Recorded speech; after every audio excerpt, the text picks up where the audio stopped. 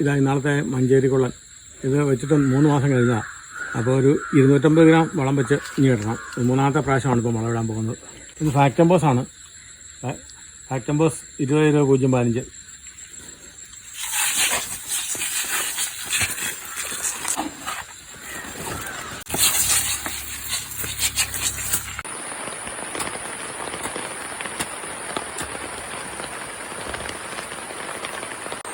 ഇപ്പം മഴ പെയ്തുകൊണ്ടിരിക്കുകയാണ്. ചെറിയ മഴയുണ്ട്.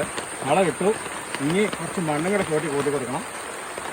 6 മാസം കൊണ്ട് വലിക്കുന്നതാണ്, 5 മാസം 6 മാസം കൊണ്ടൊക്കെ വലിക്കുന്നതാണ് അവർ പറയുന്നത്. കൃത്യമായിട്ട് നമുക്കറിയത്തില്ല. നമ്മൾ ആദ്യമായിട്ടാണ് ഇത് കൃഷി ചെയ്യുന്നത്. ഏതായാലും നോക്കാം. കാലാവസ്ഥ ഏതായാലും നല്ലതാണ്. കണക്കിന് മഴയൊക്കെ ഉണ്ട്. ഈ കപ്പെല്ലാം ചേർത്ത് ചോട്ടി കൂട്ടുക, എന്നിട്ട് മണ്ണിടുക. അത് ജൈവവളം ആയിക്കോളും.